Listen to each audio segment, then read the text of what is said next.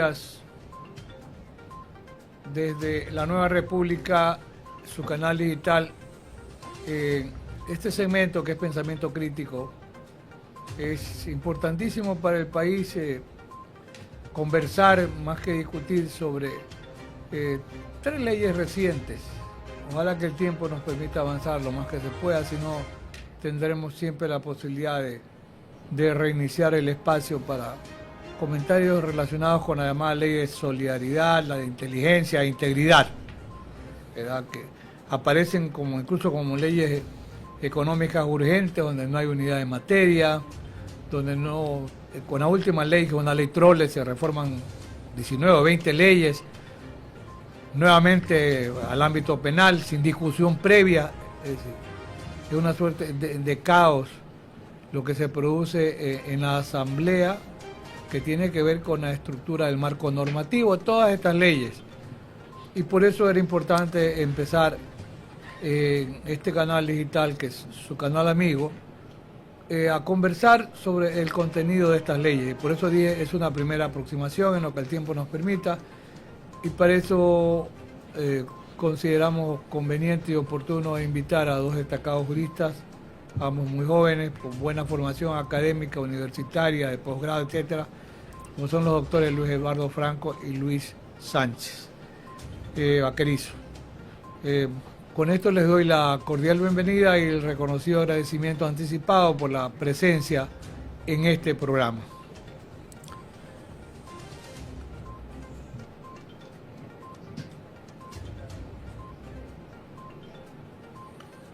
El doctor Luis Eduardo Franco es máster en Filosofía del Derecho, Historia de la Cultura Jurídica por la Universidad, entiendo, de Bolonia, en Italia.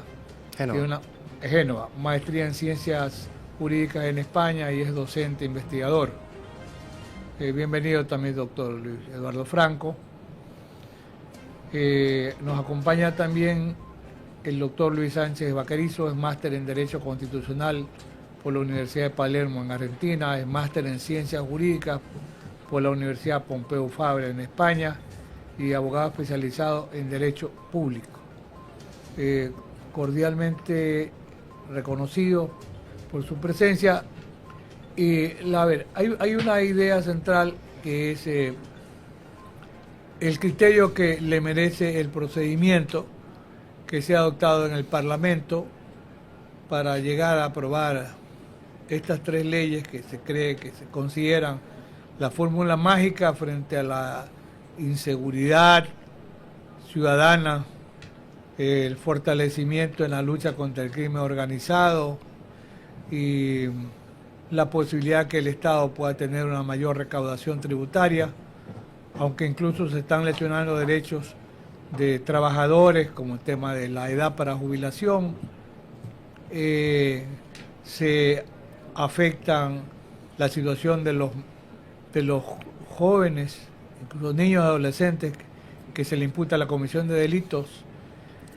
Primero, aumentando el monto de la punibilidad, porque eso de medidas socioeducativas es una gran mentira. Los privan de la libertad, esa es la realidad.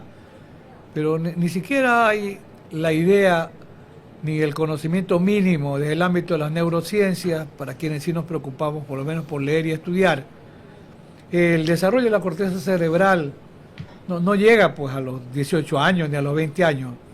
Se sigue discutiendo, puede ser a los 28 o 30 años, la plenitud del desarrollo de la corteza cerebral, pero ese es otro capítulo más de la estupidez humana en Ecuador, que nos llama la atención, pero igual camina. Así que lo dejo, doctor Luis Eduardo Franco, con sus primeros comentarios, que son libres, por supuesto que sí, con respecto al procedimiento adoptado y lo que le parezca más importante, más allá de que yo les decía hace un momento, no toda ley es mala en su totalidad, ya podemos ver incluso aspectos positivos. Y lo dejo a usted con las primeras palabras, Luis Eduardo. Muchas gracias, doctor Zambrano, doctor Luis Sánchez Vaquerizo, por estar aquí en este diálogo tan importante para el país, que en definitiva lo que hace es una crítica de la política parlamentaria que el gobierno ha impulsado hasta el momento. Y lo hemos titulado Las 3 leyes de junio, ¿no?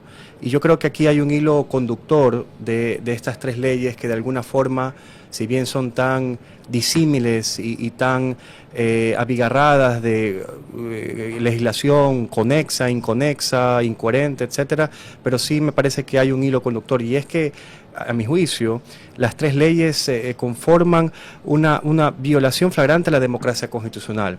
¿En qué sentido? La democracia constitucional exige a los estados que adoptan esta ideología sobre el estado del gobierno de que todas las decisiones públicas estén determinadas por lo que establece la Constitución y la ley, ¿no? Es decir, las mayorías parlamentarias no pueden ir más allá de los límites impuestos por los principios normativos consagrados en constituciones rígidas. En este escenario, uno de los elementos fundamentales de la actividad parlamentaria para considerarla racional es el principio de unidad de materia, que es un principio amplísimo de mucho desarrollo en la jurisprudencia española, en la legislación colombiana y en el Ecuador poco practicado, en la que debe de haber una conexión entre las formulaciones normativas del proceso legislativo con los presupuestos de hecho que van a regular en la vida social. Y estos presupuestos de hecho, que son las leyes en sentido ordinario, cotidiano del término, tienen que guardar conexidad entre las cuestiones que se pretende o bien reformar o bien derogar. De hecho, para muchos autores, incluso los propios títulos de los cuerpos y los proyectos tienen que guardar consonancia con su contenido. Esto no ocurre, por ejemplo, con la Ley de Integridad Pública, en la que se reforman cerca de 20 cuerpos legislativos. ¿Qué tiene que ver, por ejemplo, la iniciativa tributaria, que es potestad privativa del Ejecutivo y que a última hora la Asamblea Nacional, a través de la Comisión, la incluyó en el proyecto de Ley Orgánica Integral, de Integridad Pública de forma totalmente arbitraria? ¿Qué tiene que ver esto, por ejemplo, con las reformas de las compras públicas, que también están consagrados en este cuerpo normativo? O con, como usted decía en la introducción, doctor Zambrano, con el extender el ámbito de la responsabilidad penal también a los jóvenes adolescentes. Entonces, muy poco o nada. A través de allí podemos nosotros tener serias críticas con respecto al principio de unidad de materia, también en la ley de solidaridad.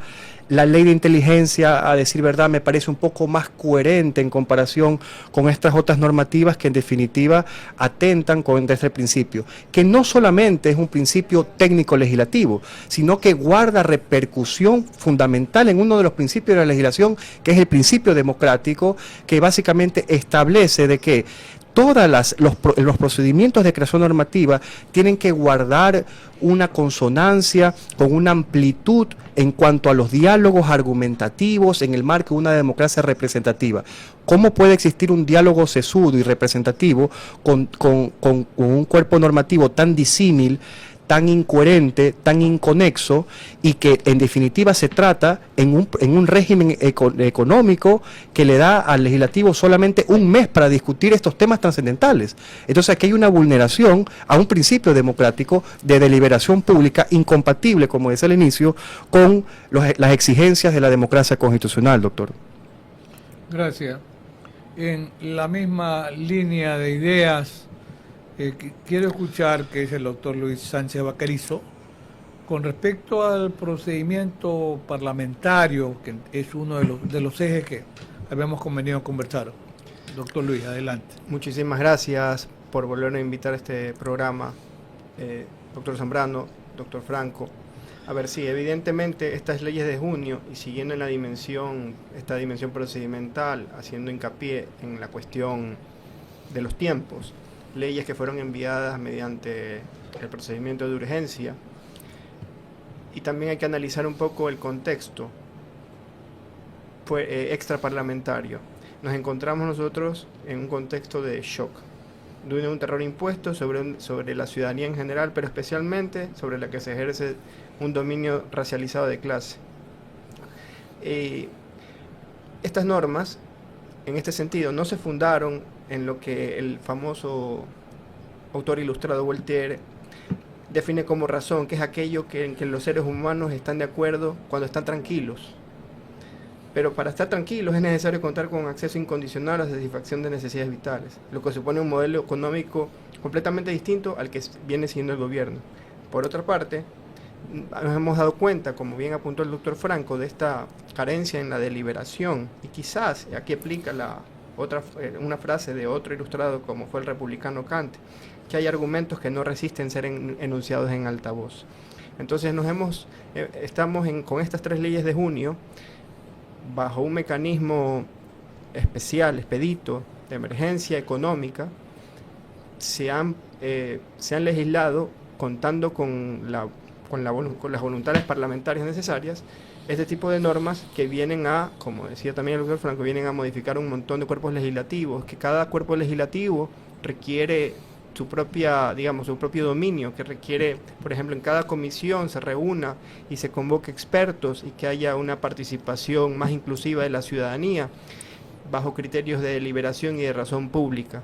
Yo diría que en este caso le va a corresponder, es una tarea enorme que tendrá la Corte Constitucional de estar por encima de las presiones y de los intereses, digamos, del gobernante que prácticamente ha asumido, detenta la suma del poder público, y esperemos que al menos en esta cuestión que hemos apuntado primero, que es la cuestión procedimental, puedan ejercer el control de constitucionalidad, más allá de sus orígenes, del origen propio de la institución, que luego podremos discutirlo.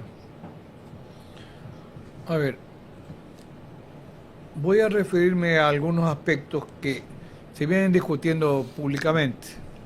A ver, si nos estamos refiriendo a la ley de solidaridad, en principio se crea o se le da asidero en el marco normativo para efectos de tipificar. Existe el tema del delito de delincuencia organizada, sí.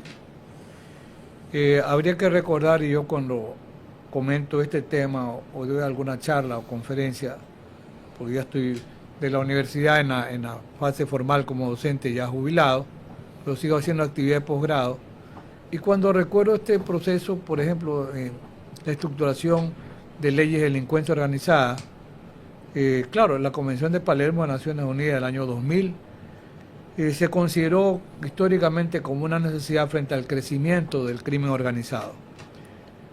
Y ya en la ley, en esa Convención de Palermo, ya se hace referencia a la delincuencia organizada como el acto de pertenencia a organizaciones criminales, aunque se señala con qué finalidad: cometer determinados delitos graves, califiquemos así como tráfico de armas, que sabemos que eso se combate poco y nada, más allá del papel, tráfico de drogas, tráfico de personas, tráfico de órganos, pornografía infantil y otros delitos graves. Entonces, yo en realidad no vería una objeción de constitucionalidad, porque ya el ámbito de la pertenencia viene siendo una estrategia de política criminal que viene de Naciones Unidas la Convención de Palermo, que fue aprobada por el Ecuador, sin duda ratificada. Y yo digo, el precedente de la Convención de Palermo puede estar en la ley RICO de Estados Unidos de la década de los 70, 72, cuando el fiscal Rudy Giuliani encontraba dificultad para poder, por ejemplo, interceptar las llamadas telefónicas, porque el tema de delincuencia organizada, el precedente está en las organizaciones de la mafia, sea italiana o estadounidense, que ítalo-norteamericana en realidad, luego de mafia irlandesa y demás. Entonces, con la ley RICO de la década de los 70 se montó el mecanismo para que un juez autorizara, porque en Estados Unidos las enmiendas, yo digo, son como los 10 mandamientos, ¿verdad?, inquebrantables. Entonces, con la ley RICO se encuentra mecanismos para poder excepcionalmente, ¿verdad?, respetando la cuarta y quinta enmienda, la inviolabilidad, el domicilio, correspondencia, y la quinta, la no incriminación, el mecanismo para poder interceptar llamadas, escuchas, etcétera, y ya empiezan los primeros mecanismos incluso de delación, de cooperación. Es decir, en realidad el antecedente para mí está en esa ley RICO de la década de los 70, que se aplicó para desmantelar a las 5 familias de Nueva York. No es que la mafia desapareció en Nueva York, pero quienes conformaban esas 5 familias sí, y luego Gotti también es llevado, se queda como el capo de todos los capos.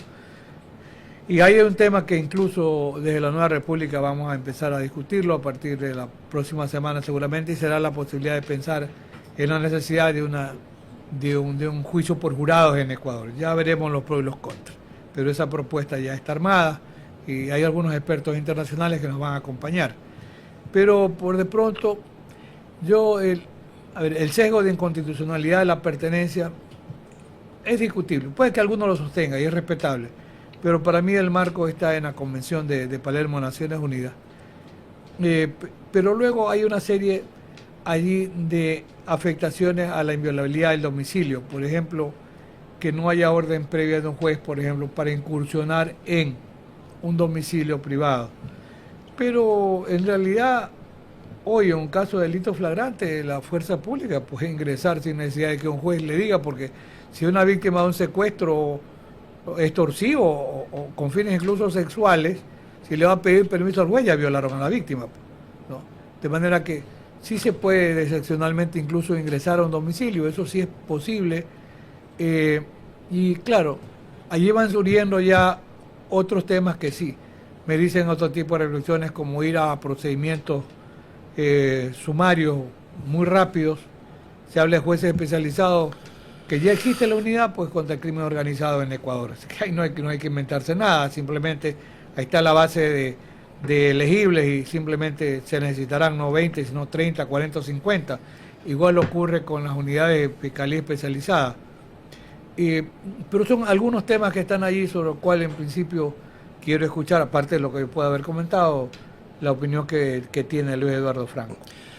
Sí, en efecto, hay antecedentes a nivel internacional de los cambios de la política criminal para un derecho penal quizás de cuarta generación, en ciertos casos excepcionales. Pongo también como ejemplo la resolución adoptada por el Consejo de Seguridad del año 2001, la resolución 1373, en el que promovió y cominó a los estados a endurecer su legislación penal con respecto a los delitos de terrorismo, ¿no? En que también se eliminó ciertas garantías, etcétera, de forma excepcional, en la que también, en efecto, habían consideraciones de índole administrativa. Una vez que, por ejemplo, determinadas agrupaciones entraban en una lista administrativa, se violentaba todas las garantías originarias de los estados democráticos, ¿no? Las que son dadas para los ciudadanos en condiciones normales, en condiciones de igualdad, etcétera. Pero en efecto, esto es la excepción a la regla, o debería ser la excepción a un orden de democracia liberal en la que sí se respeten las garantías.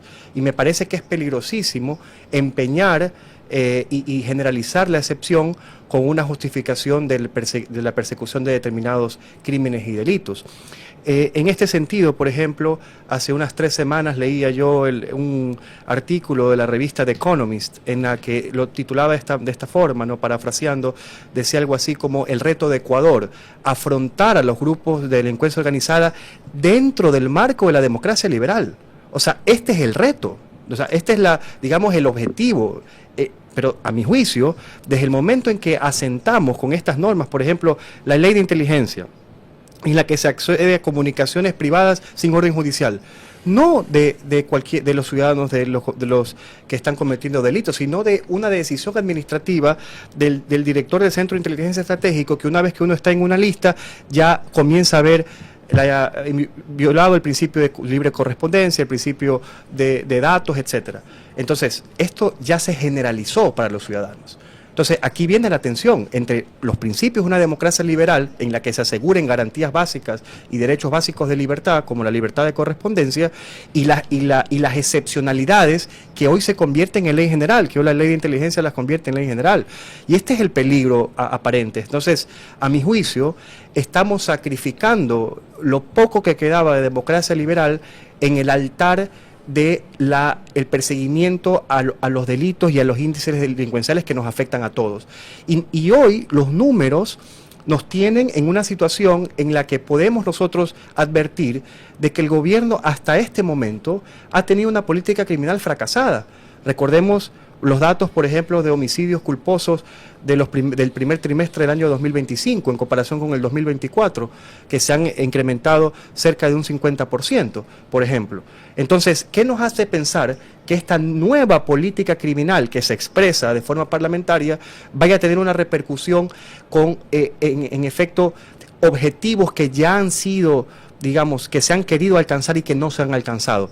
Y así podemos dar ejemplos, por ejemplo, el aumento del IVA del 13 al 15%. Si se aumentó el IVA, ya va casi más de un año en este aumento, ¿dónde están los resultados?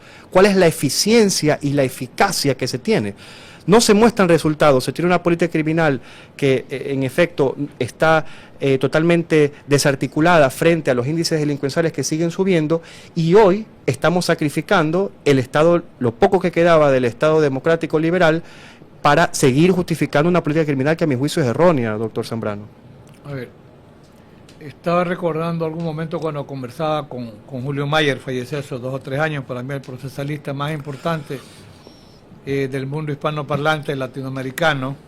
Julio, argentino de nacimiento, hizo sus estudios de posgrado en Alemania y nos dejó como legado el Código Procesal Penal tipo para América Latina. Y cuando se hacía referencia a los estados de excepción o de emergencia, porque en el fondo Ecuador vive en estado de emergencia por la situación incluso carcelaria, inseguridad, de muerte, etcétera, y se dictan incluso regímenes especiales, procesales, penales, etcétera.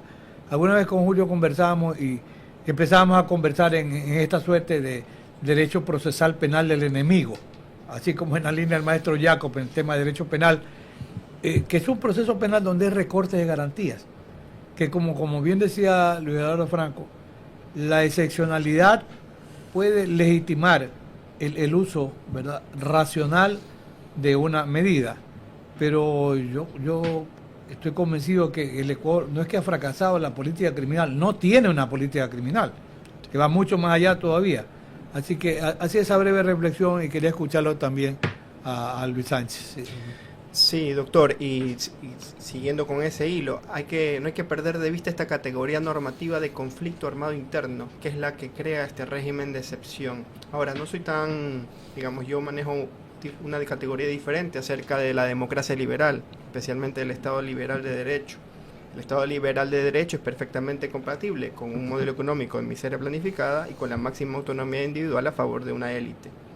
Como decía Galeano, hay que distinguir entre la libertad del dinero y el de la libertad de las personas. Para dar libertad al dinero durante todo el siglo XX en Latinoamérica se encarceló a las personas. Y siguiendo con este hilo histórico, hay que recordar que el Plan Colombia, suscrito entre Clinton y Pastrana, justamente para combatir el narcotráfico y el crimen organizado, terminó en una tragedia o matanzas. Y lo mismo sucedió con la guerra contra las drogas que declaró Felipe Calderón en el 2006, luego de esa fraudulenta victoria electoral que tuvo, y luego lo continuó Peña Nieto, generando cientos de miles de matanzas.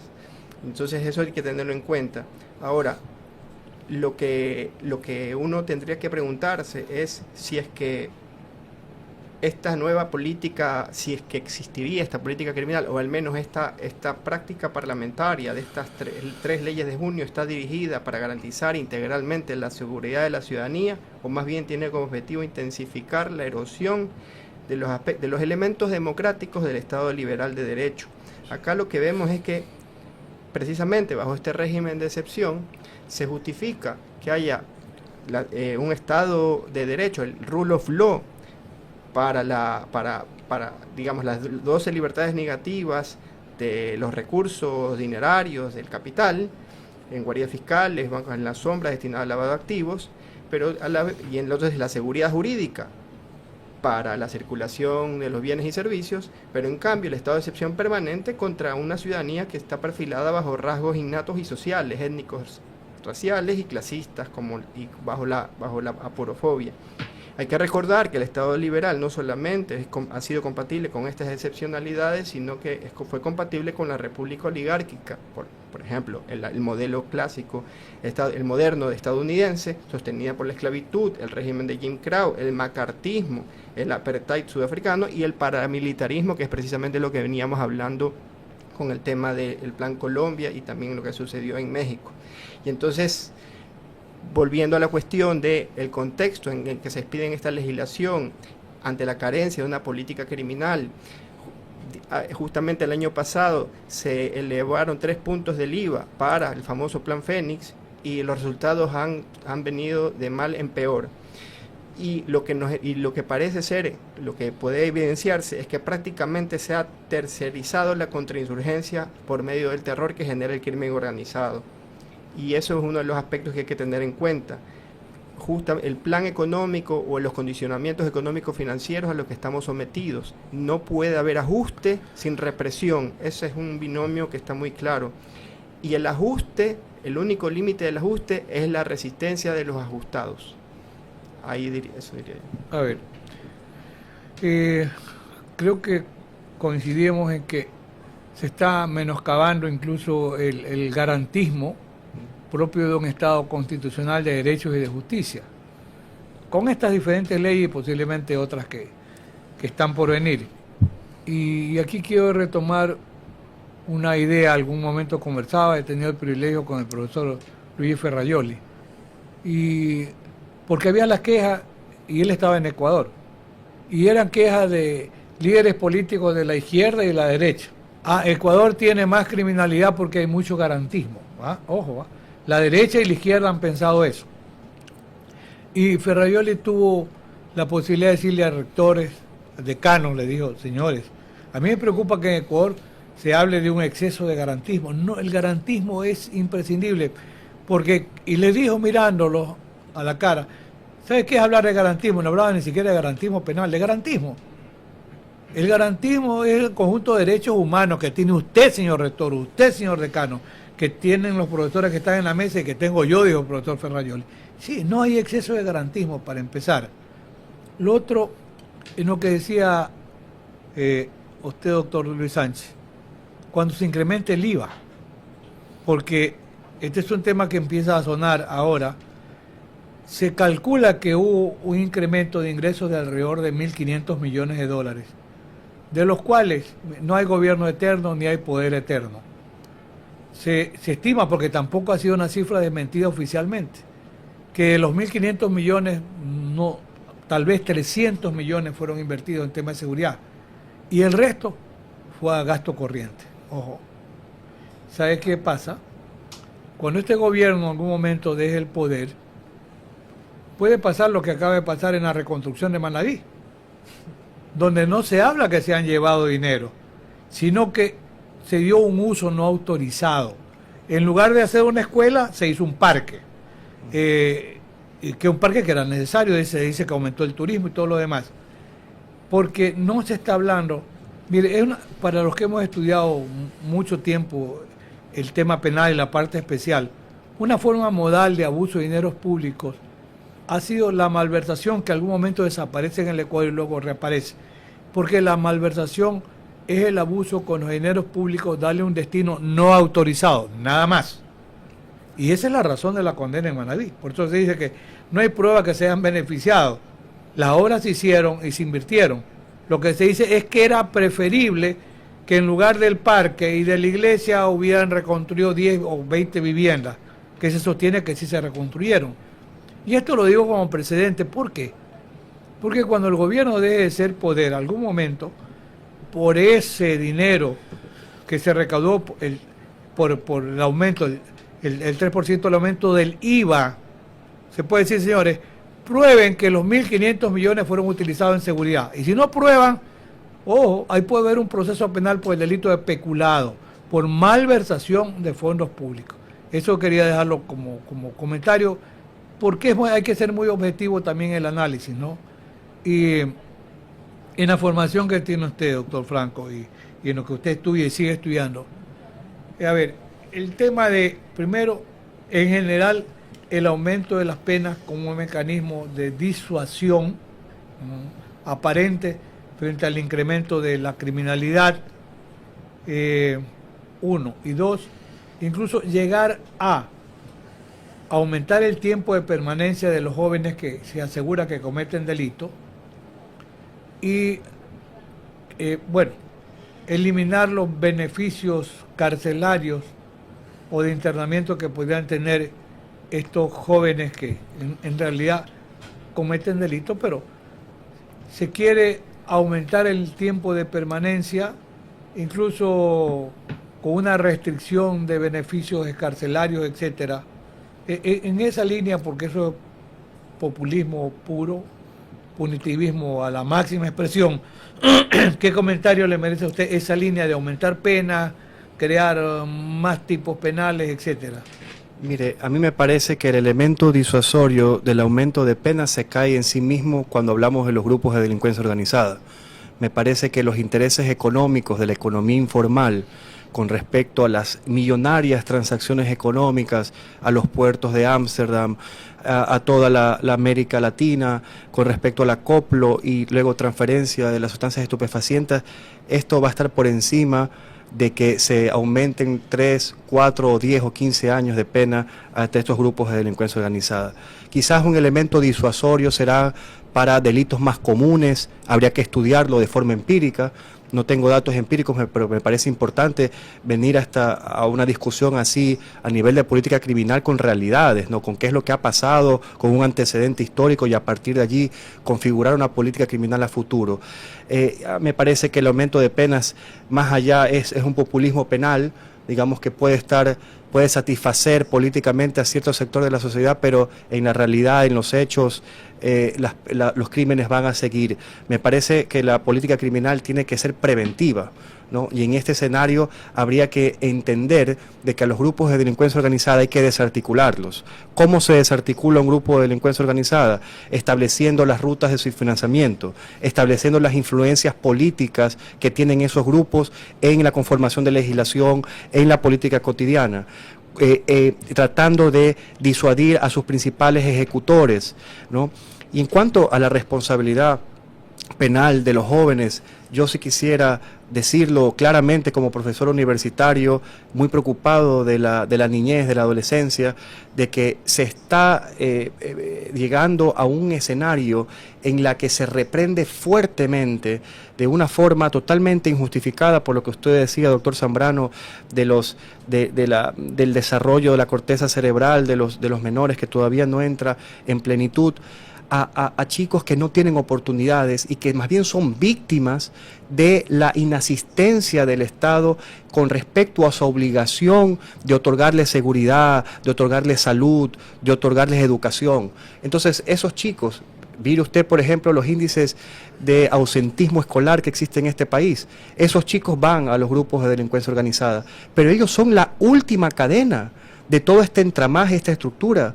El muchacho de 16 años, pobre, que no tiene oportunidades y que es el gatillero que ejecuta un delito, es el último de la cadena. Y es también víctima de un Estado que le ha dado la espalda. Y a ese chico hay que tener totalmente identificado cuál es el problema y el drama social de la pobreza multidimensional que hace y que crea las condiciones para que pueda enfundar y que pueda jalar el gatillo. Esto es triste para nuestra niñez, es triste para el Ecuador. ¿Y qué futuro nos espera cuando a la juventud, a la niñez, se la criminaliza y no se le da oportunidades? Me parece que una política integral criminal debe de velar también por la participación del Estado en cubrir sus responsabilidades y sus roles con respecto a los derechos sociales. Aquí se ha hablado del profesor Luigi Ferrajoli, y el profesor Luigi Ferrajoli es quizás uno de los autores que conceptualizó de mayor y de forma muy brillante el término de democracia constitucional. Y él habla que la democracia constitucional significa límites y vínculos al poder público. Los límites al poder público están en los excesos de las mayorías con respecto a las garantías que establece la Constitución, garantías primarias, garantías secundarias, en el marco teórico de Ferrajoli. Pero los vínculos tienen que ver con la obligación del Estado de satisfacer los derechos sociales, de manera tal a que en el modelo de democracia constitucional de Ferrajoli se da también plena importancia a la satisfacción de estos derechos sociales. Salud, vivienda, lo que tiene que ver con la seguridad ciudadana, lo que tiene que ver con el derecho al trabajo. Y hoy tenemos un Estado que ha despreciado el Estado social y que más bien es un Estado que opera por una oligarquía que se beneficia de todas estas políticas públicas. Un poco en consonancia también con lo que hablaba el doctor Sánchez de la política económica, de la crítica a la política económica.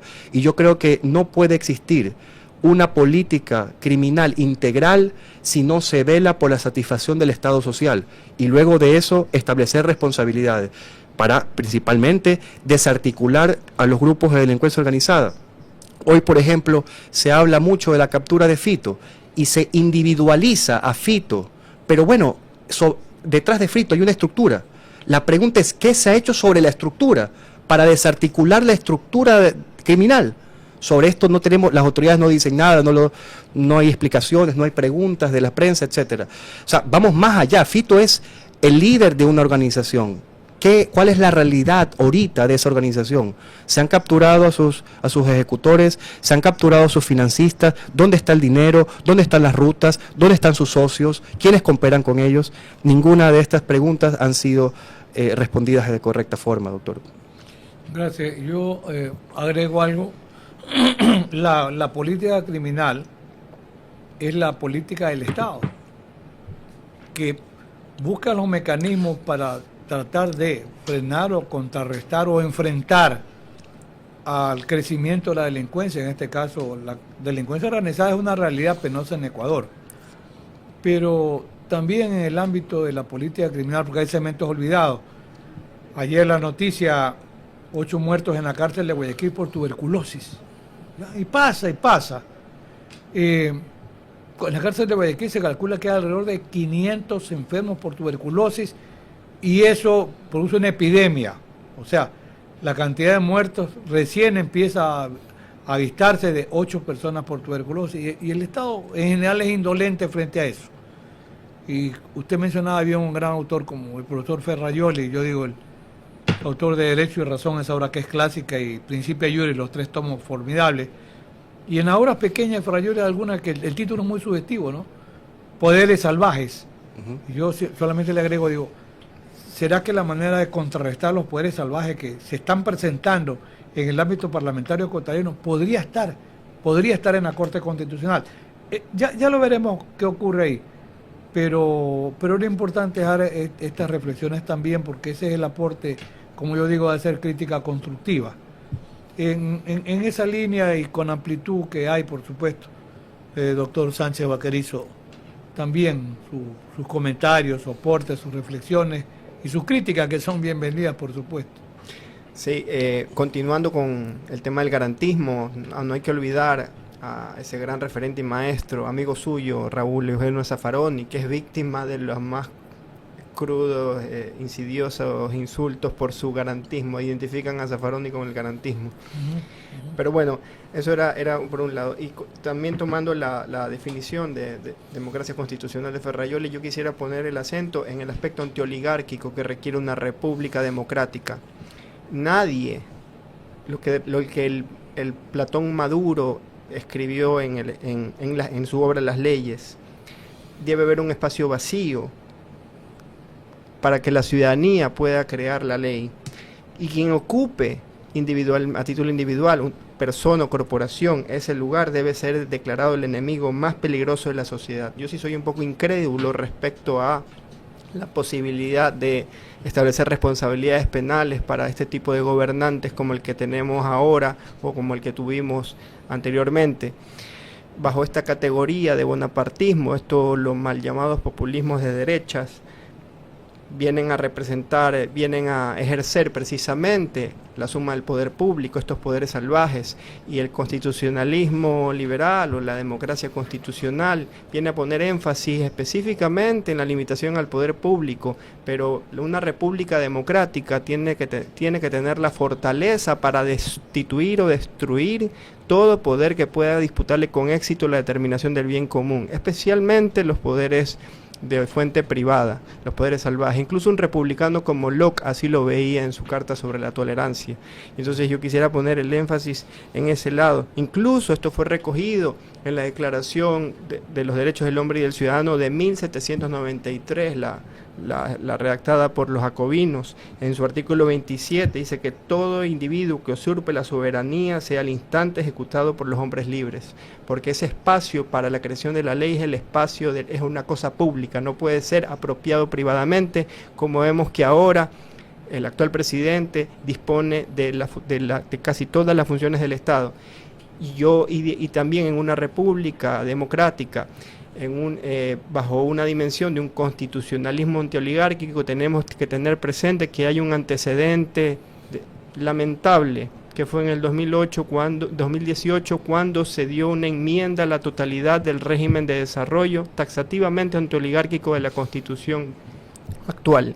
Y eso se posibilitó mediante el ejercicio de competencias extraordinarias no es más que un eufemismo para decir un poder constituyente de plenos poderes, que eso se ejerció y fue convalidado justamente por esta Corte Constitucional, que ahora es la que debería ser la salvaguarda de las garantías constitucionales, tanto en el ámbito jurisdiccional como en el ámbito normativo.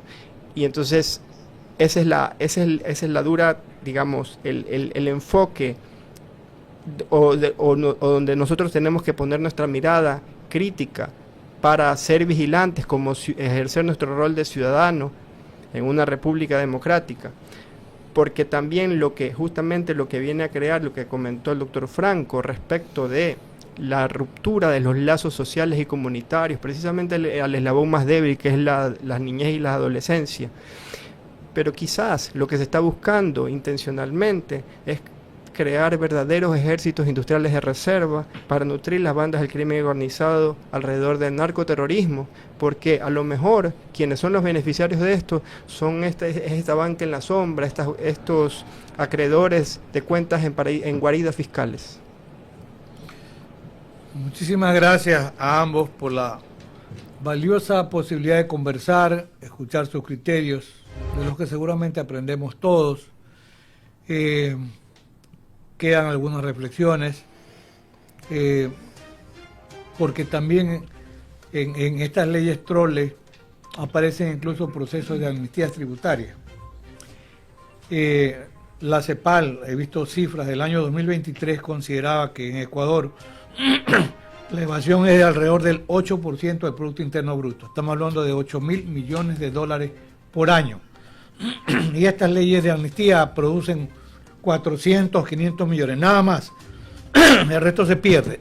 Y en el tema del lavado de activos, que tiene que ver también el combate del crimen organizado, cómo se desarticulan las bases si se sigue lavando a través de algún sector de la banca, de la construcción, de la industria automotriz, donde se lavan en Ecuador alrededor de 5.000 millones de dólares por año.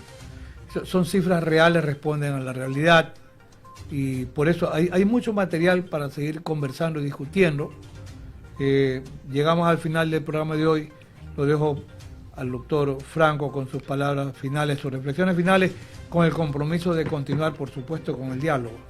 Cómo no, doctor. Bueno, mis reflexiones finales giran en torno a la importancia de este canal, por este, me parece, altísimo, digamos, conversatorio. Y yo sí creo que hoy el rol del jurista en estos momentos de ataque al Estado de Derecho, de ataque a los principios más elementales de la democracia constitucional, es justamente llenar estos espacios para explicarle a la ciudadanía de que hay alternativas posibles que sean benignas con los derechos de todos.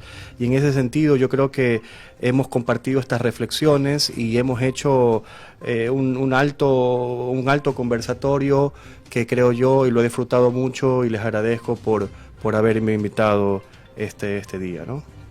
A usted gracias también. Usted, doctor Luis Sánchez Vaquerizo, con sus reflexiones por hoy, las reflexiones finales.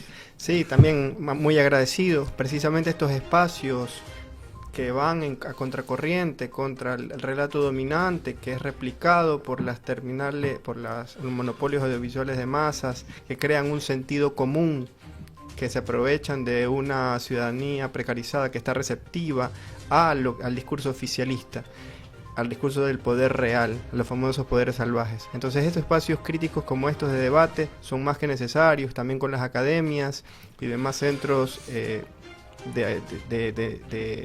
altos estudios, y yo le estoy profundamente agradecido por usted, doctor, por invitarme reiteradamente a su programa para participar de estos espacios.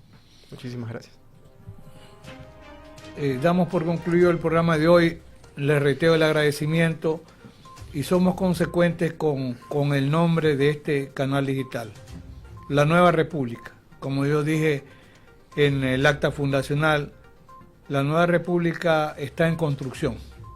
Tenemos una república que no es la mejor de todos, pero para eso trabajamos, por una nueva república, y lo hacemos a través de algunos segmentos como este, como pensamiento crítico. Muchísimas gracias a nuestros invitados y a ustedes que nos ven y nos escuchan.